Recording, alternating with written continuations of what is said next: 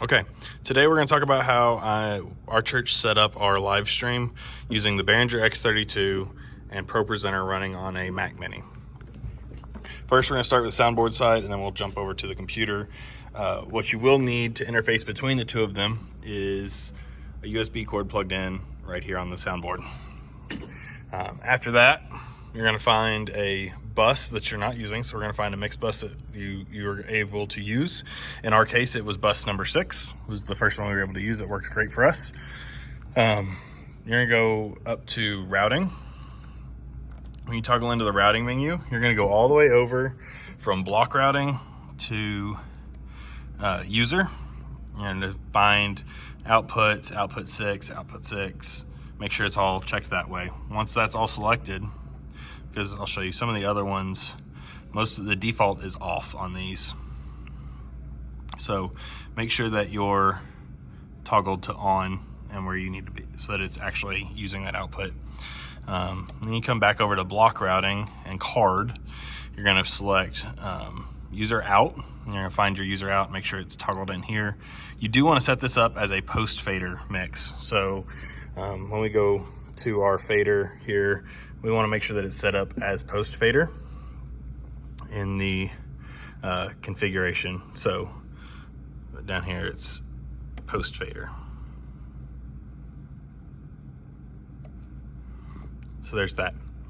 Next, we want to go into our fader and grab sends on fader here and adjust all of your sends, whatever they are for the different settings, however you want it set for yours.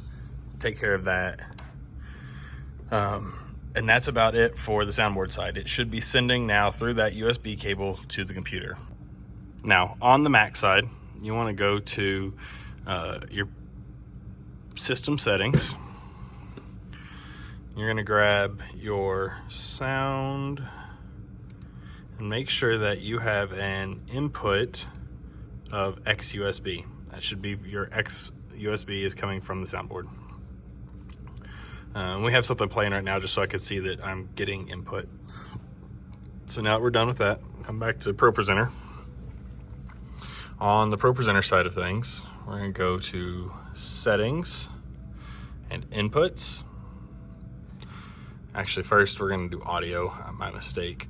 And you're going to make sure that this is a default to set to 2. You want to bump that up to 4 so that you have some extra channels to work with when we start doing routing, and I'll show you more of that in a little bit. Now we're going to come down to inputs and go to audio inputs. We're going to add an audio input, and we're going to find our source. And source, we're going to go to X USB. If it's not there, if you had ProPresenter open before you plugged in the USB, close ProPresenter altogether and reopen it, and that should bring it back. That happens from time to time.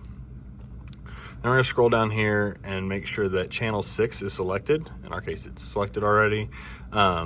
If it's not, select the channel that you're using. In our case, like I said, it was channel 6. If you use a different mix bus on your board, it may come through a different channel. Just look for whichever channel has audio coming into it while there's sound coming through the board.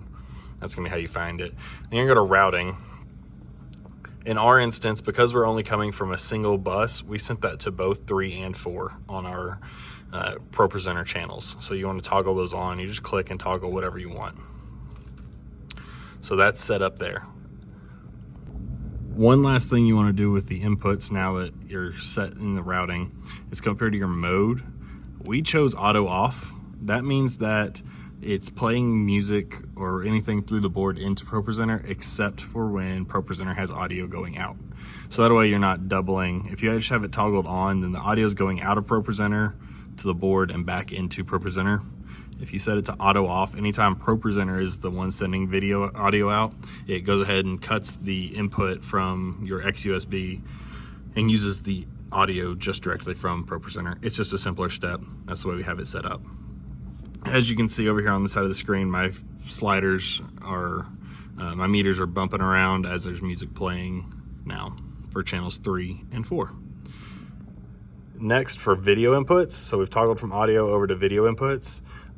We have one set up already that's just an iPhone, but I'm going to show you how with a USB camera, something that's plugged in via USB, that you can simply add it by clicking the plus. It changes to input 2.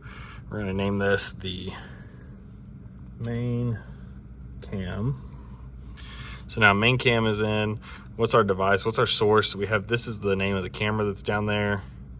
We're going to grab it and grab it in here. And it should populate here in just a moment. Bam, there you have it. Now it's populated. Make sure the audio source, you want to set that to no audio source unless you want audio coming through it. On our iPhone one, we do sometimes change it, and we'll use the, when it's connected, there's an audio source there that drops in. So you can use the speaker off the iPhone if you were doing something that warranted that or needed that. But otherwise, you set it to no audio source. And that is it for getting everything into ProPresenter. Now let's talk about how to set up ProPresenter and get everything out of ProPresenter. Okay, so now that we've set it up and we've got all of our inputs, how do we get the live video out of here? First thing we're gonna have to do is set up a new screen. So we're gonna go to configure screens and create a new audience screen off of a new placeholder. So come in here, rename it. We're just gonna name it live. That's our live stream. And then we go to the little mustache guy over here and you edit looks. In the edit looks window, you have a new column here for your live. What you wanna do is untoggle media so that your media layer doesn't go to that output. It only goes to your main output. So backgrounds and things like that aren't feeding into here because your media layer will overlay your video layer because this is a hierarchy. The last thing you want to do is you can set up different timing, different sections for different uses. So teaching versus music versus I don't know what else you would need or would work for your application. But you create a theme for it. So we've already created one. We called it live lower third is what we named it over here. And it consists simply of a text box and a rectangle that are the exact same size. They're set to the same size.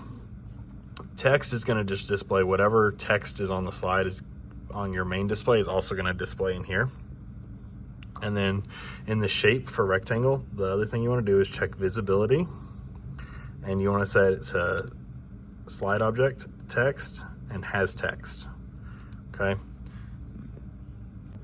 Okay, so now you can see that I'm sitting here, I've got my layers. We're gonna grab our input 2, which is our main cam. You add that down here in the media bank. All the way at the bottom is video inputs, and you just add your inputs by clicking on the plus. So it'll work, there you go. From video input, pick your inputs. Ours are here already, and then you drag and drop them just like any other media. So our input 2 is in here. We're not seeing anything. Well, that's because we're looking at our main output. When we change over to live, now you see our camera. And then as we toggle to the next screen, we get patience. Our layers are not configured right. So we're gonna go to edit looks, and in music, see we've got our media layer toggled. So we untoggle it. So we're gonna untoggle that and hit make live. So now, as we've toggled, so we've got our camera, and then we want a slide to come up with text, and we get that text box in there. On our main screen, it looks like this. So that's how you set up your live stream separately and use ProPresenter to cast it. Lastly, we're going to talk about how to actually set up the streaming portion of it. Now we've configured ProPresenter the way we want it configured. We're going to come in here and you go to capture settings. And in here, you set up your, okay. Now that we've configured ProPresenter to do what we want it to do, now how do we get it onto our stream? So we're gonna go up here to the corner and click on live and configure our capture settings. So here we're gonna go to our source. We're gonna change source to live, because remember that's what we've built for our live stream. Destination, you can pick whatever you're using. You can save it to the disk if you just wanna make a recording. If you want to live stream out, you can do it this way. Whatever you're using, put in your address and keys. And then it's as simple as you go to the last thing you want to do is check your routing and make sure that's set up. and then you hit start stream. Once you click start stream, it's going to start streaming directly to your streaming service. It'll be sending an output to there for you to use how you would normally configure your Facebook Live or anything else.